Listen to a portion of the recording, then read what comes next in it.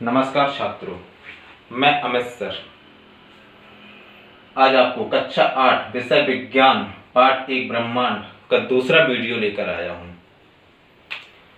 जिसमें आपको चंद्रमा के बारे में और अन्य छोटे छोटे उपग्रह, कृत्रिम उपग्रह के बारे में बताया जाएगा। इससे पहले एक जरूरी सूचना, ये वीडियो आपको ज्ञानदीप इंटर कॉलेज के माध्यम से आपके मोबाइल पर व्हाट्सएप के जरिए भेजा जा रहा है, जिसको आप पूरी ईमानदारी और मेहनत से पढ़ेंगे। ये वीडियो आप व्हाट्सएप पर जब ओपन करेंगे तो आप सीधे यूट्यूब पर जाएंगे, यूट्यूब पर चलिएगा ये जाकर, जहां पर आपको चैनल को सब्सक्राइब करना है और इस वीडियो को लाइक भी करना है, जिससे हमें ये जानकारी हो जाती है कि कितने छात्रों ने इस वीडियो को देखा और पसंद किया, जिससे हम अगले वीडियो बनाने के लिए मोटिवेट होते हैं। चलो आइए पढ़ते हैं चंद्रमा के बारे में। पूरे आकाश में सूर्य के बाद हमें चंद्रमा ही सबसे चमकीला दिखाई देता है। कारण पृथ्वी से इसकी न्यूनतम दूरी, यह पृथ्वी से 3,84,403 किलोमीटर की दूरी पर स्थित है। यह पृथ्वी की परिक्रमा 27.3 दिन में पूरी करता है। यह स्वयं का चक्कर भी 27.3 दिन में ही पूरा करता है। यह भी दो तरह से चक्कर करता है, यह सूर्य का चक्कर लगाता है, साथ में ये अपनी घूर्णन गति करता है। चंद्रमा के पास अपना कोई प्रकाश नहीं है। चंद्रमा सूर्य के प्रकाश से चमकता है, इसीलिए चंद्रमा में दिन में दिखाई नहीं देता, रात में दिखाई देता है। कैसे? जैसे मान के चलो, अगर यहां पर ये सूर्य होता और इसकी रोशनी यहां से जा रही होती, किरणें जा रही होती रोशनी, तो यहां से आप देखेंगे ये किरणें यहां सीधी निकल जाएंगी, ये चंद्रमा पर नहीं पड़ेंगी। क्यों? क्योंकि पीछे पृथ्वी आ रही है, तो आप पृथ्वी के लोगों को क्या चंद्रमा दिखाई देगा? नहीं दिखाई देगा, क्योंकि यहां पर रोशनी नहीं पड़ी है ना। ठीक उसी प्रकार जैसे आप किसी अंधेरे कमरे में जाते हैं तो आपको कुछ दिखाई नहीं देता। क्यों? क्योंकि आपको रोशनी ही नहीं थी वहां पर। लेकिन जैसे ही आप किसी टॉर्च का यूज करते हैं, आपको वस्तु दिखाई दे जाती है। ठीक उसी प्रकार जब तक इसकी रोशनी नहीं पहुंची सूर्य की चंद्रमा तक, तब तक चंद्रमा आपको दिखाई नहीं देगा। जैसे ही चंद्रमा घूमकर यहां कहीं आएगा या इधर कहीं आएगा, तो सूर्य की किरणें इस पे पड़ने लगेंगी, तब ये हमें दिखाई देने लगता है। और दिन में इसलिए दिखाई नहीं देता क्योंकि सूर्य की रोशनी बहुत तीव्र होती है, जिससे ये फिर आपको नहीं दिखाई देगी, है ना, क्योंकि इसके पास अपना स्वयं का प्रकाश है ही नहीं, ये सूर्य के प्रकाश से चमक रहा था। चंद्रमा पर भी गुरुत्वाकर्षण बल है, कम है, पृथ्वी की तुलना में 1/6। जैसे अगर किसी व्यक्ति का पृथ्वी पर भार 60 किलोग्राम है, तो चंद्रमा पर उसका भार कितना होगा? 10। ठीक है। चांद पर ऑक्सीजन और जल का अभाव है, इस कारण यहां रहना संभव नहीं है। लेकिन वैज्ञानिकों ने, यूं कहिए वैज्ञानिकों के प्रयोगों से यह सब संभव हो गया है कि व्यक्ति यहां पर पहुंच गए हैं। सबसे पहले 1969 में नील आर्मस्ट्रॉन्ग और उनके साथी एडविन एल्ड्रिन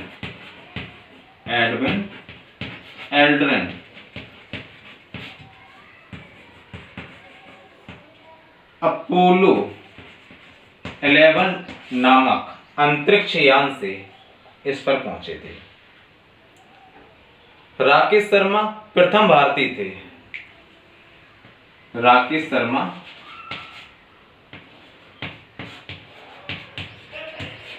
प्रथम भारतीय थे जो 1984 में चांद पर पहुंचे थे। अब मैं इसको इरेज कर रहा हूं नेक्स्ट स्लाइड के लिए। हाँ, एक बात और, पृथ्वी से चांद का 59% भाग ही दिखाई देता है। ठीक है। प्राकृतिक उपग्रह चंद्रमा के बाद वैज्ञानिकों ने पृथ्वी की कक्षा में कृत्रिम उपग्रह भी भेजे हैं जो संचार सेवाओं, रेडियो सेवाओं, अन्य कार्यों के लिए संचालित हैं। इसी क्रम में सबसे पहला उपग्रह रूस ने भेजा था। सबसे पहला उपग्रह रूस ने भेजा था। कब? 4 अक्टूबर 1957 को पृथ्वी की कक्षा में पहला कृत्रिम उपग्रह रूस ने 4 अक्टूबर 1957 भेजा था, जिसका नाम था स्पुतनिक फर्स्ट। स्पुतनिक फर्स्ट, इसको आपको नोट कर लेना है। इसके बाद भारत ने 1975 में अपना कृत्रिम उपग्रह आर्यभट्ट पृथ्वी की कक्षा में भेजा था। अब मैं इसको इरेज कर रहा हूं नेक्स्ट स्लाइड के लिए। अब आपको सूर्य ग्रहण और चंद्र ग्रहण के बारे में बताया जाएगा, कैसे होता है चंद्र ग्रहण। जैसे मान के चलिए ये सूर्य है, क्या है? सूर्य, और ये पृथ्वी है, पृथ्वी, और ये क्या है? चंद्रमा है। क्या है ये? चंद्रमा। चंद्र ग्रहण कब होगा? जब इस पर सूर्य की रोशनी नहीं आएगी। जब सूर्य की रोशनी चांद तक नहीं पहुंचेगी तब क्या हो जाएगा? चंद्र ग्रहण हो जाएगा। क्यों? क्योंकि रोशनी जब यहां से चली, प्रकाश जब यहां से चला, तो उसका मार्ग अवरुद्ध हो गया, रुक गया। किससे? पृथ्वी ने रोक लिया। चांद तक वो किरणें सूर्य की नहीं पहुंची। ऐसी स्थिति में चंद्र ग्रहण हो जाएगा। क्या होगा? चंद्र ग्रहण। तो इसकी परिभाषा सीधी सी बनती है कि जब सूर्य और चंद्रमा के बीच में पृथ्वी आ जाए तब चंद्र ग्रहण होता है। जब सूर्य और चंद्रमा के बीच में पृथ्वी आ जाए तब चंद्र ग्रहण होता है। सूर्य ग्रहण कब होता है? जैसे ये मान के चलिए सूर्य और ये आपकी पृथ्वी है और ये आपका चंद्रमा है। ये सूर्य है, ये पृथ्वी है और ये चंद्रमा है। सूर्य की किरणें जब यहां से चलेंगी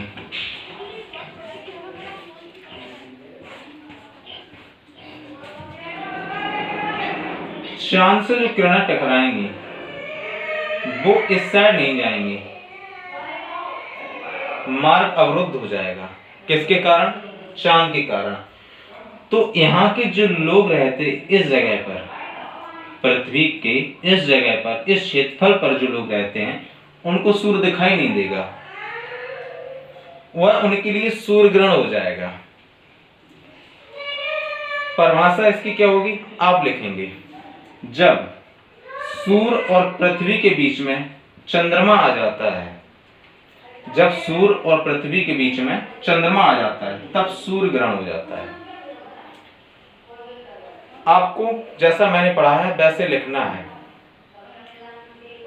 और हमें लिखकर सेंड करना है नोट्स बनाकर, जिसको हम चेक करेंगे। इसका दूसरा पार्ट बहुत जल्द आपके सामने आएगा।